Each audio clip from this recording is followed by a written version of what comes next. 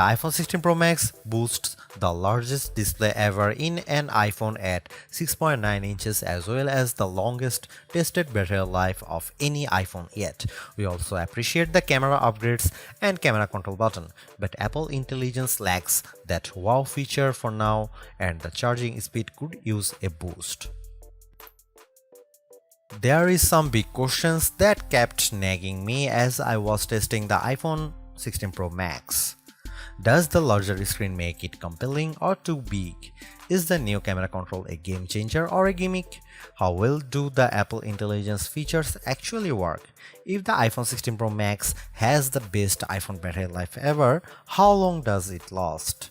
After testing this flagship phone for several days, I'd say that it is indeed a handful, and while I am encouraged by some of the Apple Intelligence features I tested in a beta that's arriving next month, more AI capabilities will be coming later.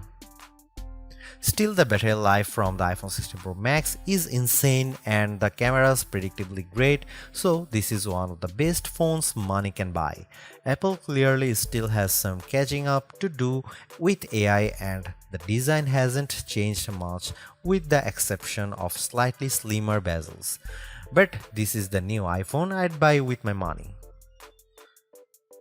The ginormous 6.9-inch iPhone 16 Pro Max starts at $1,199 US with 256 GB of storage and goes on sale September 20. You can upgrade to 512 GB for $200 more and another $200 will get you 1 TB. I have been a Pro Max user for years since the iPhone 11 Pro Max, but after testing the new iPhones, I'm actually torn about the iPhone 16 Pro Max. It has the largest display ever of any iPhone at 6.9 inches. Yes, the thinner bezels help keep the device somewhat compact, but it is still taller, wider and heavier than the iPhone 15 Pro Max, which I thought was the near perfect size and weight for a big screen phone. I have gone from feeling like I cheated the system to feeling slightly cheated. This might be an unpopular opinion, but I think the new Pro Max is a little too big, at least for my hands. It's more of a stretch now to do simple things like scrolling through web pages or TikTok, and once you put a case on your iPhone 16 Pro Max, it's like a mini tank. The good news is that the Pro Max is built to be more durable. In addition to having a titanium band, Apple claims that the improved ceramic shield display on this model is 50% tougher than the last generation. We can't drop these units, but on paper it's encouraging. The iPhone 16 Pro Max comes in 4 colors: titanium white, titanium black, natural titanium and desert titanium. Our iPhone 16 Pro came in the natural, which looks fairly modern, but I prefer the desert color as it pops more. The iPhone 16 Pro and Pro Max displays don't get any upgrades in terms of brightness or refresh rate, but they are still among the best OLED panels on a phone. The only main difference is that the screen scan is scaled down to a minimum of 1 nits, which means you can use your phone in bed without disturbing anyone else and get an even dimmer alarm clock. Otherwise, the new iPhone 16 Pro Max screen is largely the same, allowing the Pixel 9 Pro to surge ahead in terms of brightness.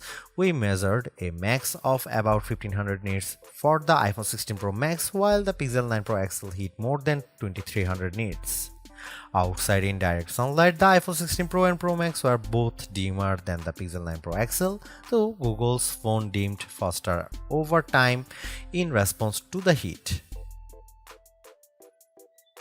Other than the display size, the biggest design change to the iPhone Pro Max is the addition of the camera control button. This recessed capacitive button on the right side uses haptic to give you feedback and it launches you straight into the camera. No more having to fumble for the on-screen camera shortcut, and you can now use the action button for another shortcut. This thing is pretty easy to use in both portrait and landscape mode. So what can you do with camera control? A lot actually. A quick press snaps a photo and a long press starts recording a video, but I'm not a fan of the fact that the video stops when you take your finger off the button. You can also slide your finger across the button to zoom in and out, which is pretty smooth. Not as smooth is the double soft press, which launches a sub-menu of various options, from tweaking the depth and exposure to toggling between multiple photographic styles. Camera control works well, but applying just the right amount of pressure and remembering what a single press and double press do takes practice. I also wouldn't recommend taking macro shots with the camera control, as it shook the camera when I got super close to a subject. The iPhone 16 Pro Max gets a bunch of camera upgrades, starting with a new 48 megapixel fusion camera for the main shooter that's designed to read data faster. The result should be zero shutter lag and faster focus.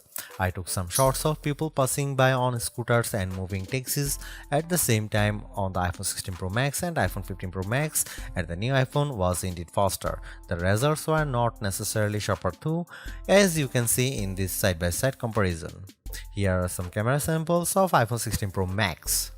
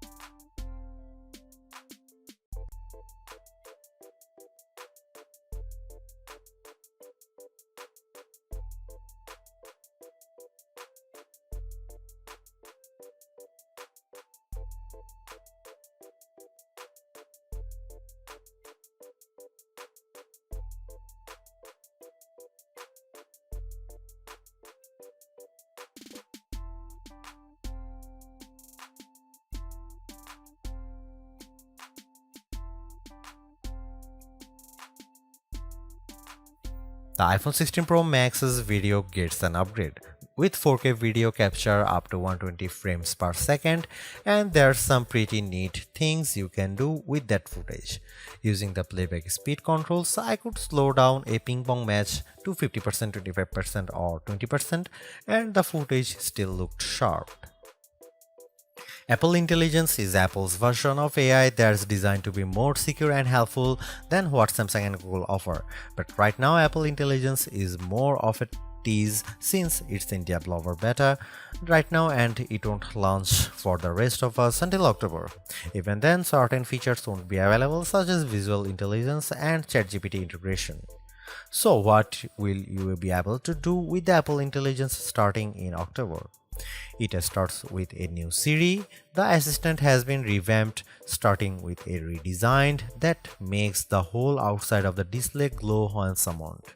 And you can type to Siri. Now you are in a situation where you don't want to use your voice. Siri is definitely more forgiving of screws up, as you can correct yourself on the fly and it will still get your command right. I started a timer and changed the time mid-sentence without a problem. You can also ask follow-up questions and Siri will get for the context. Apple Intelligence also delivers a wide range of writing tools. You can have the iPhone 16 Pro proofread your copy for grammar and word choice, or get help rewriting if you want to go for, say, a more professional tone. For example, I put together a mock email demanding a raise and I got something back that is much more appropriate. You can also have Apple Intelligence summarize long passages of text, as I did with a few notes. I wish you didn't have to select all text first, but I did get a fairly good summary of the key points for my short list of this video. Don't want to look up how to articles? Siri leverages large language models and Apple support info to give you step-by-step instructions on how to do lots of stuffs on your iPhone, from making screen recordings to scheduling a text. This is a game changer for kids who play the IT person for their parents like me. If you are looking for an Apple Intelligence feature that tugs at the heartstrings, try making a memory movie. Just enter a key phrase as you prompt and specify the mood, and you will see the iPhone 16 Pro Max create a movie out of thin air complete with music. Clean up in the Photos app, a way overdue feature compared to what you'll find on the Pixel and Galaxy, but it is still nice to have. You can remove unwanted objects or people in the frame with just a tap.